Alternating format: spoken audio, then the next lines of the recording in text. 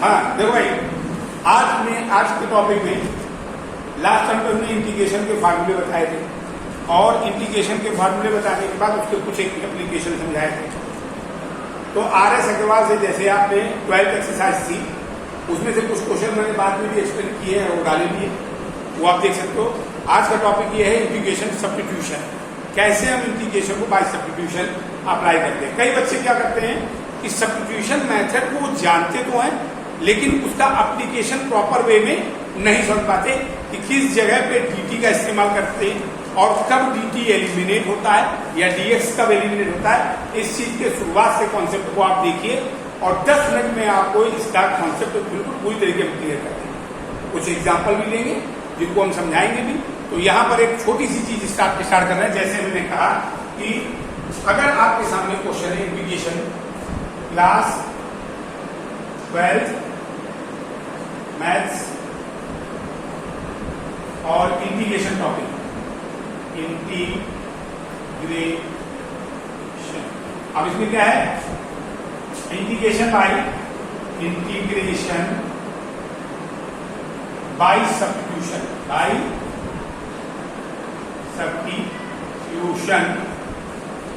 Method हमको apply करना है और इस मेथड को जो समझ जाता है उसको आगे के जितने क्वेश्चन होते हैं वो सब क्वेश्चन बड़े आसान लगने लगते हैं। तो यहां से आसान लगने का तरीका क्या है, जैसे आपने कहा integration of ax plus b to the whole power 3 और dx। तो यहां पर क्या है कि अगर आप इसको ओपन करते हैं तो आप ओपन करके भी इसको कर सकते हैं। ओपन अगर हम करते हैं तो इसका फार्मूले के हिसाब से a plus b whole cube की आइडेंटिटी यूज करके और ये आ जाता आपका a cube plus b cube plus 3ab और a प्लस बी, ये अप्लाई करके हम 4 पार्ट में इसको ओपन कर सकते थे और फिर इंडिविजुअल अलग अलग इंटीग्रेशन हम सबका करते चले जाते। लेकिन अगर हम ये नहीं करना चाहते, ये थोड़ा लॉन्ग मेथड है, तो इसके लिए इंटीग्रेशन बाय सब्स्टिट्यूशन का यूज करते हैं। कैसे करते जैसे करो, आप ये देखो कि यहाँ पर क्या कोई क्वाड्रेटिक इक्वेशन तो नहीं है। अगर इन केस ये क्वाड्रेटिक इक्वेशन अंदर बन रही हो तो समझ लेना फिर t हमको सोच समझ के मानना, फिर एज्यूम हमको सोच समझ। लेकिन अगर लीनियर इक्वेशन है, कभी भी लीनियर का मतलब होता पावर 1, x की पावर 1 अगर है तो लीनियर इक्वेशन अगर आपके पास प्रेजेंट है तो बिना सोचे समझे आप फट से इसको आप t मान और वो पूरे को t मान लेट t के, ये आपने लेट करिए। अब डिफरेंशिएशन करिए थोड़ा सा मेरा, क्योंकि हमको पूरा क्वेश्चन t के टर्म में कन्वर्ट करें। क्या करेंगे d over dx ax plus d over dx b equal to d over dx और t। तो यहाँ क्या है, a कांस्टेंट है और x का डिफरेंशिएशन 1 होता है, b कांस्टेंट है, इसका 0 आ गया, ये dt अपॉन dx आया। अब जरा देखो, लोग इसकी वैल्यू सब्स्टिट्यूट नहीं करते हैं सही से।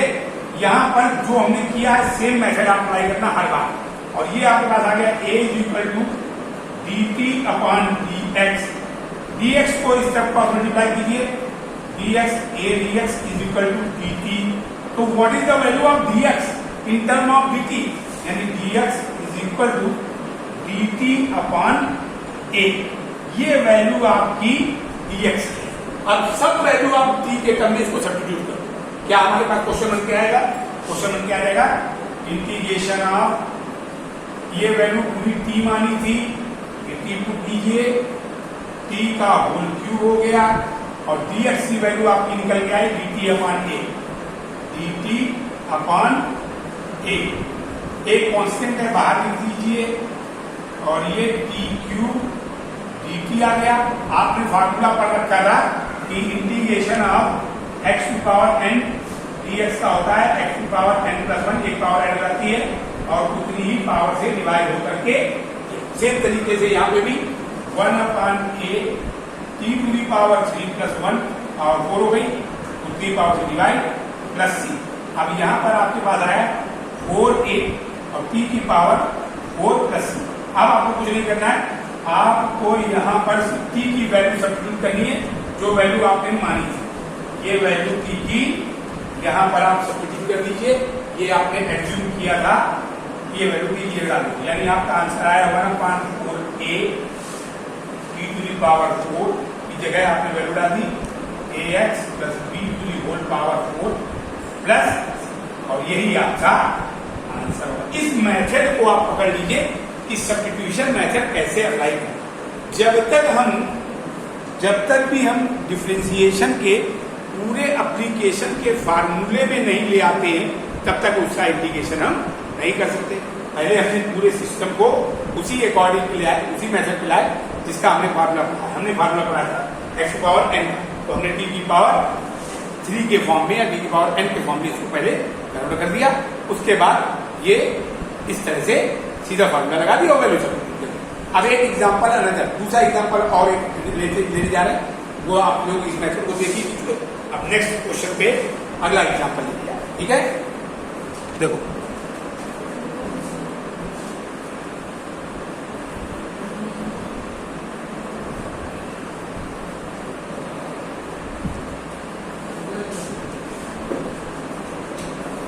नेक्स्ट जो है e to the power 5x plus 3, e to the power, integration करना है, e to the power 5x plus 3 into dx। ये आपके सामने क्वेश्चन है, और ये क्वेश्चन जो आप देख रहे हैं ये बिल्कुल आसान क्वेश्चन है। कैसे आपको सोच रहा है, आपने फार्मूला पढ़ा था e की पावर x dx होता है, e to power x plus c होता है, और यहाँ पे तो ये एक्स्ट्रा आ गया, तो आप कुछ मत करो, ये लीनियर इक्वेशन है, इन पर आपने तुरंत किया let 5x plus 3 equal to t, differentiate both the side, differentiate both the sides with respect to x। क्या आ गया, 5x का 1 हो गया, 3 का 0 हो गया, और d over dt upon dx ये आ गया, क्रॉस मल्टीप्लाई किया, 5dx is equal to dt, it means dx is equal to dt upon 5। ये वैल्यू उठाओ, यहाँ पुट अप कर दो, पुट दी ऑल वैल्यूज, यानी कि integration of e to the power, ये पूरा आपने t मान रखा था, dt हो गया, और dx की वैल्यू आपकी आई dt upon 5, dt upon 5, 1/5 constant है, आगे लिख दो, और e to the power t dt ये हो गया, और हमको मालूम है e to power t dt में अभी हमने बताया था e की पावर x dx का इंटीग्रेशन e की पावर होता है, यानी e की पावर t प्लस c हो गया, यानी e 1/5 e to the power t की वैल्यू वापस डाल दो, 5x प्लस 3 प्लस, यानी this is the answer of. ये सिंपल क्वेश्चन बता रहे हैं अभी। अब एक दो क्वेश्चन टफ लेके आपको एक्सप्लेन करने जा रहे हैं कैसे करना है। अब नेक्स्ट क्वेश्चन इसी तरीके से जरा एक क्वेश्चन और ले लेते हैं।